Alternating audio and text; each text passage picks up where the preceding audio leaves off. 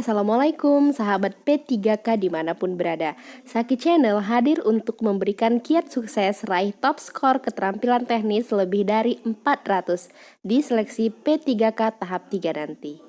Tentunya materi-materi ini adalah rangkuman materi yang dibuat untuk memudahkan teman-teman semua belajar, dan materi-materi ini berdasarkan pada pengalaman saya di seleksi tahap 2 kemarin. Teman-teman semua, saya sarankan dalam belajar ini teman-teman membuat catatan atau poin-poin penting sesuai dengan FR dan materi-materi kelas 4, 5, 6 serta keterampilan pedagogis yang umum atau yang sering keluar.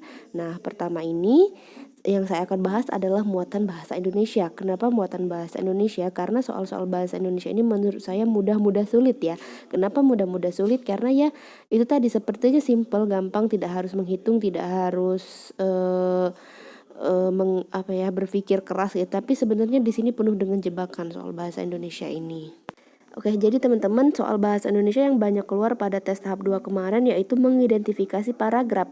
Kita menentukan temanya, pokok bahasannya, kemudian judul, kalimat utama, ide pokok, kesimpulan ataupun informasi pada paragraf tersebut. Pertama, kita akan bahas tentang tema, pokok bahasan, dan judul. Di sini disebutkan bahwa cakupan dari topik itu lebih terbatas dibandingkan tema, namun tidak juga terlalu sempit seperti judul. Artinya, topik ini ada di tengah-tengah di antara tema dan judul. Tema yang paling luas, kemudian topik, dan judul yang paling sempit. Nah, sebagai contoh di situ ada temanya kebersihan lingkungan, kemudian topiknya adalah kebersihan sekolah, dan dari topik itu dapat dibuat judul yang lebih spesifik atau sempit, membudayakan tertib piket untuk kebersihan sekolah. Nah, mungkin dari contoh ini teman-teman bisa membedakan mana itu tema, mana topik, dan judul. Penjelasan di atas dapat disimpulkan bahwa dari sebuah tema dapat diperinci menjadi beberapa topik, sedangkan dari sebuah topik dapat diperinci menjadi beberapa judul. Oke, contoh soalnya, ini soal yang muncul di tes P3K yang saya alami sendiri kemarin, tapi saya hampir lupa opsinya, namun teksnya tentang banjir ya. Jadi banjir bandang adalah banjir besar yang datang dengan tiba-tiba dan mengalir deras, menghanyutkan benda-benda besar atau disebut juga dengan air bah. Banjir bandang menimbulkan berbagai macam masalah baik sosial maupun ekonomi. Banjir bandang merusak berbagai fasilitas maupun sarana dan prasarana yang dilewati, serta rumah-rumah warga.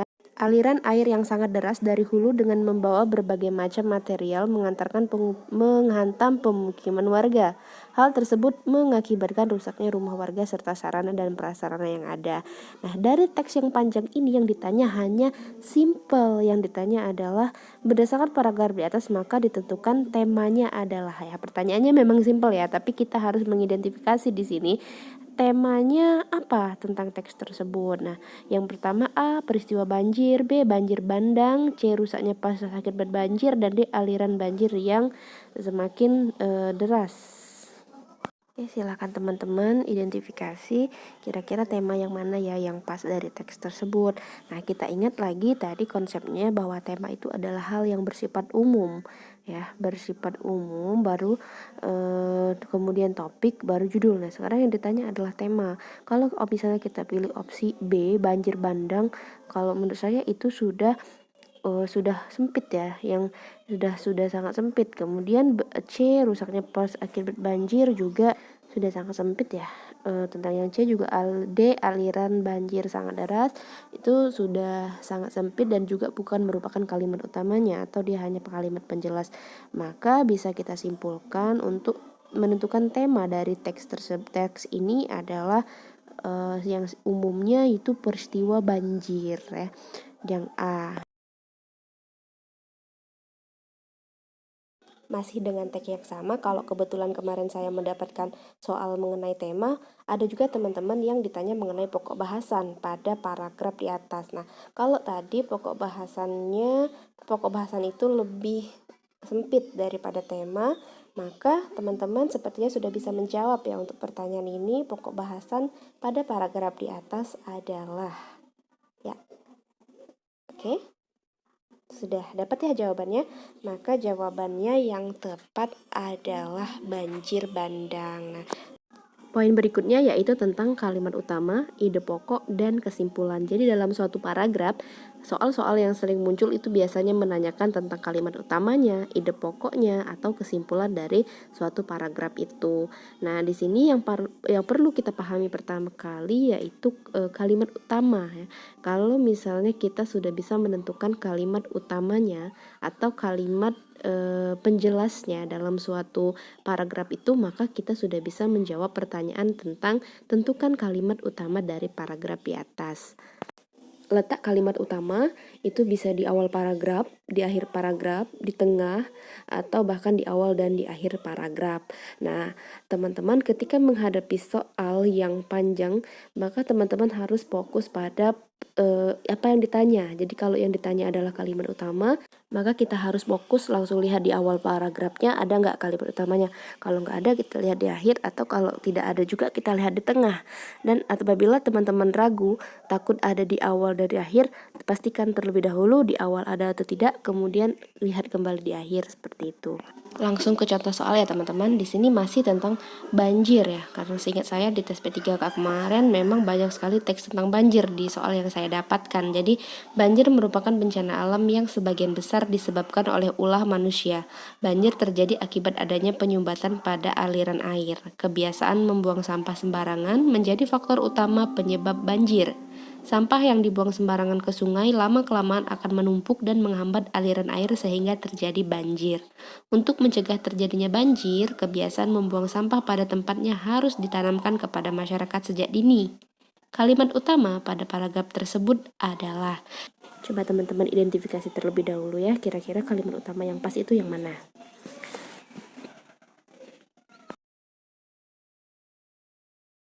Oke, teman-teman, kita lihat di awal paragraf itu, banjir merupakan bencana alam yang sebagian besar disebabkan oleh ulah manusia. Nah, itu sifatnya adalah umum ya. Umum, kemudian di kalimat berikutnya itu banjir terjadi akibat adanya penyumbatan pada aliran air. Nah, itu merupakan penjelasan kenapa terjadi banjir. Kebiasaan membuang sampah sembarangan, faktor utama penyebab banjir. Nah, itu juga merupakan kalimat penjelas kenapa bisa terjadi banjir. Oke. Nah, setelah itu coba teman-teman perhatikan di akhir ya. Langsung kita lompat ke akhir, apakah di akhir akan ada kalimat utama lagi atau tidak? Nah, jika tidak ada, maka jelas kalimat utamanya adalah di awal paragraf tadi.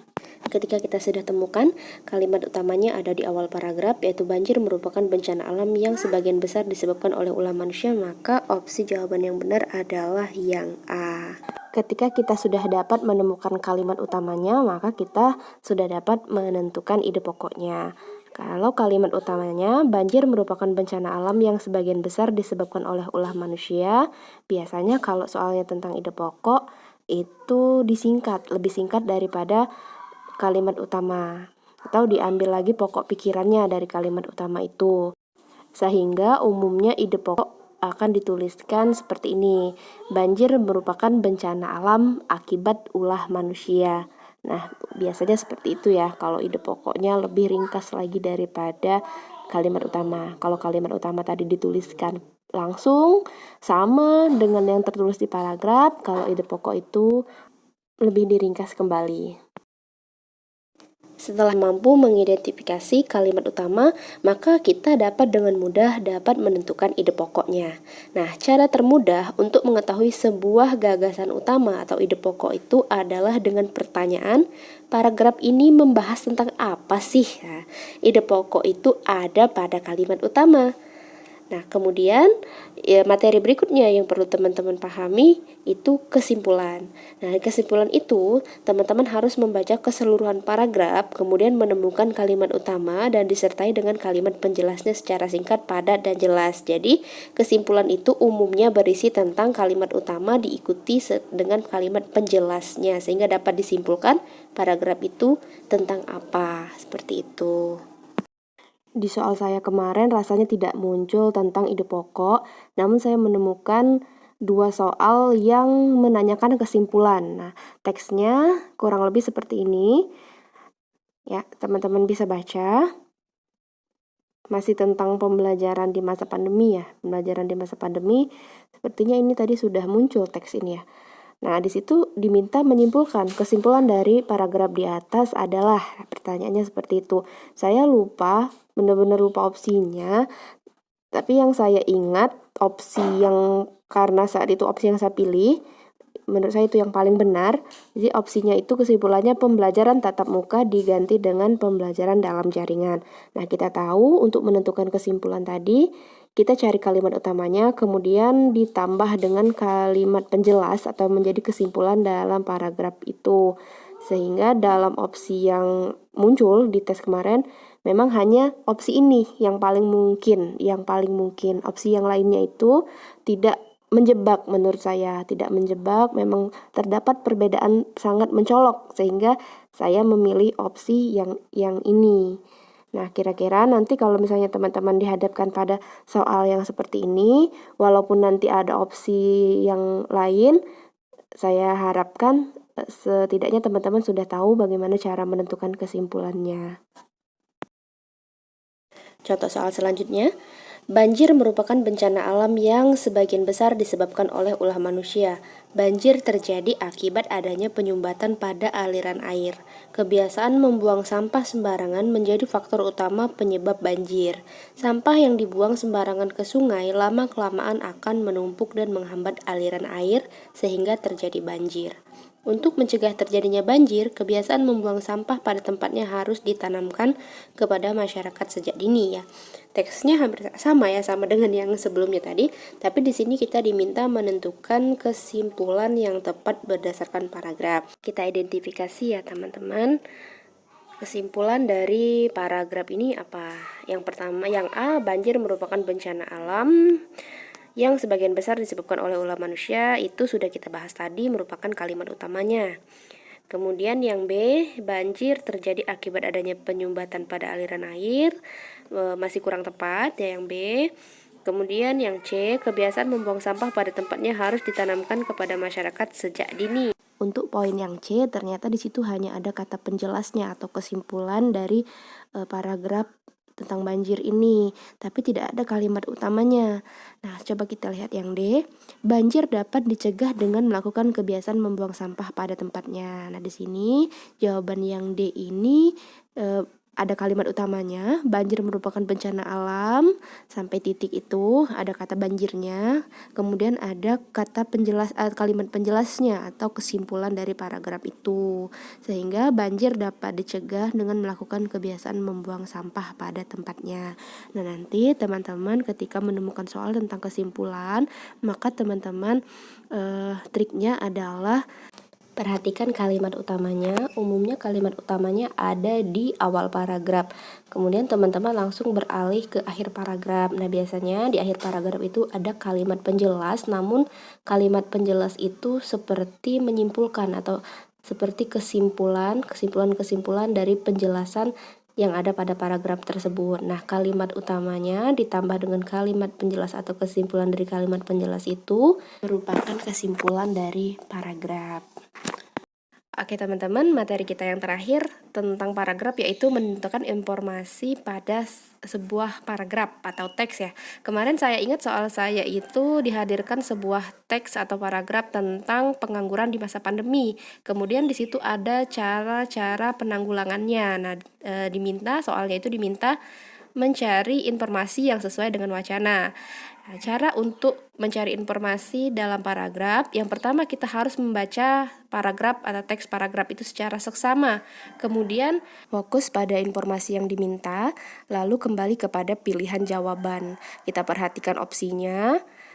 Kadang informasi yang ada pada teks atau paragraf itu tidak langsung serta-merta dituliskan di opsi, sehingga kita harus jeli dalam menganalisisnya. Oke, langsung ke contoh soal saja ya teman-teman. Sejak adanya pandemi COVID-19, banyak sekali dampak yang ditimbulkan oleh pandemi ini, baik dari segi ekonomi, politik, sosial, maupun budaya. Semua merasakan dampaknya. Dari segi ekonomi, ternyata pandemi ini juga meningkatkan angka pengangguran di Indonesia. Cara yang dapat dilakukan untuk mengurangi angka pengangguran adalah dengan meningkatkan kualitas pendidikan, mengadakan pelatihan kerja, melatih wawasan kewirausahaan. Nah, teman-teman di sini yang saya ingat hanya tiga cara yang dilakukan untuk mengurangi angka pengangguran. Namun kalau di soalnya, kalau tidak salah 4 atau 5 poin seperti itu, sehingga di pertanyaannya cara yang paling tepat untuk mengurangi angka pengangguran pada masa pandemi adalah.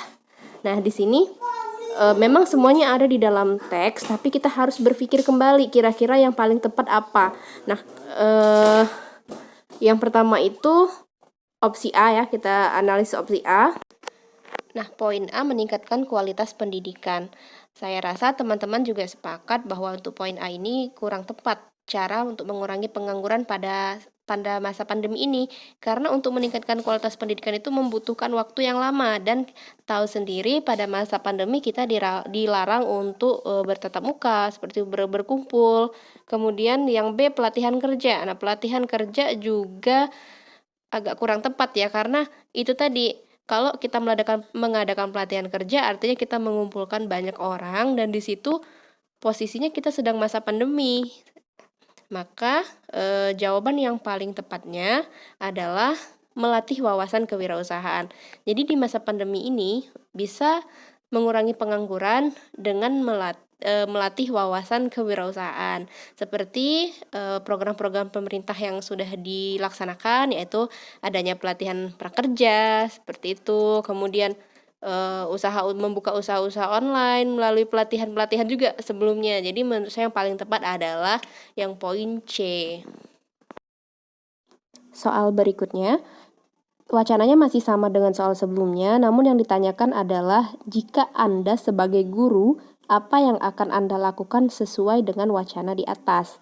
Jadi, apa yang bisa kita lakukan untuk mengurangi angka pengangguran kalau kita sebagai guru? Yang A, kita lihat opsinya teman-teman ya. Membuka bimbel online. Menurut saya ini tepat ya. Membuka bimbel online cara yang tepat juga. Kemudian yang B, membuat konten di medsos termasuk cara yang tepat juga. Nah, berarti kalau ada dua opsi ini, kita tandain dulu. A dan B sepertinya opsinya sama-sama benar. Lalu yang C, mengajar dari rumah ke rumah. Nah, sedangkan masa pandemi kita tidak mungkin mengajar dari rumah ke rumah, artinya kita melakukan tatap muka kan. Sedangkan pembelajaran saja itu diminta pembelajaran daring seperti itu. Nah, kalau yang D, memberi tugas, sepertinya tidak sesuai ya dengan isi wacana, juga tidak ada di situ. Maka dari opsi A dan B tadi yang tersisa, yang kita anggap jawaban paling mungkin. Kalau opsi yang B, membuat konten di medsos. Memang membuat konten itu pada akhirnya bisa menjadi sebuah lowongan kerja atau bisa menambah penghasilan. Namun proses untuk membuat konten itu tentu membutuhkan waktu yang lumayan ya. Kita melewati banyak prosesnya dulu, baru mungkin konten-konten kita bisa berharga atau bernilai penghasilan untuk kita. Tapi kalau kita memilih poin yang A, membuka bimbel online, itu menurut saya hal yang paling tepat yang bisa kita lakukan di masa pandemi. Dengan kita membuka bimbel online, kita sudah bisa menambah penghasilan, dan itu merupakan cara kita untuk menurunkan angka pengangguran. Soal terakhir ya teman-teman. Nah, soal ini teksnya sama dengan soal sebelumnya. Mungkin teman-teman bisa baca.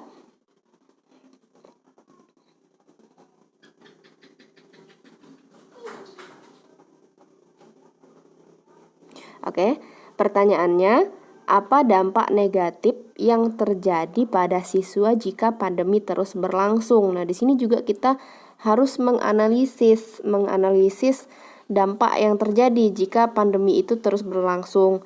Untuk soal yang ini, memang teksnya tidak ada atau jawabannya tidak ada di dalam teks. Tapi kita bisa menganalisisnya. Menganalisisnya dengan cara seperti apa? Dengan cara kita harus mengetahui terlebih dahulu apa dampak positif dan negatif pembelajaran daring. Nah, di sini yang ditanya apa dampak negatifnya? Yang A, siswa lebih dekat dengan orang tua. Tentu poin A ini merupakan dampak positif ya, bukan merupakan dampak negatif dari pembelajaran daring. Maka yang A sudah pasti salah. Kemudian yang B, siswa kehilangan kesempatan belajar kesempatan besar untuk belajar. Nah, ini dilihat sekali lewatnya atau sepintasnya, itu siswa kehilangan kesempatan belajar itu dampak negatif. Tapi kita fokus ke poin yang C dulu. Nah, kita tandain yang B merupakan dampak negatif, kemudian yang C siswa mengeksplor teknologi. Nah, jelas ini merupakan dampak positif juga. Maka jawaban yang tepat adalah yang B ya, dampak negatif dari pembelajaran di masa pandemi yaitu pembelajaran daring adalah siswa kehilangan kesempatan besar untuk belajar. Kalau di soal saya kemarin itu ada 5 opsinya, tapi ada 2 pilihan yang mirip menurut saya. Satu pilihan lainnya yang membuat saya bingung itu adalah penurunan prestasi siswa. Jadi di situ 2 poin itu saya bingung saat ujian kemarin, apakah siswa kehilangan kesempatan besar untuk belajar atau penurunan prestasi. Tapi saya tidak tahu juga ya. Yang menurut saya tepat saat itu kemarin ketika saya ujian, siswa kehilangan kesempatan besar untuk belajar. Karena walaupun belajar online, saya rasa justru prestasi siswa meningkat. Karena apa? Karena ya ada bantuan orang tua ketika mengerjakan tugas online seperti itu. Sehingga saya pilih yang kemarin itu siswa kehilangan kesempatan besar untuk belajar. Nah, untuk teman-teman, mungkin untuk jawabannya saya tidak kasih jawaban yang pasti ya di sini. Saya tidak saya checklist jawaban B. Teman-teman bisa mencari informasi tambahan. Jadi nanti ketika soal seperti ini yang muncul, teman-teman sudah bisa menjawab berdasarkan sumber dan referensi yang benar seperti itu ya. Kurang lebihnya ini merupakan dampak positif dan negatif dari pembelajaran daring. Dampak positifnya memunculkan kreativitas bagi anak lebih banyak waktu bersama orang tua atau bersama keluarga.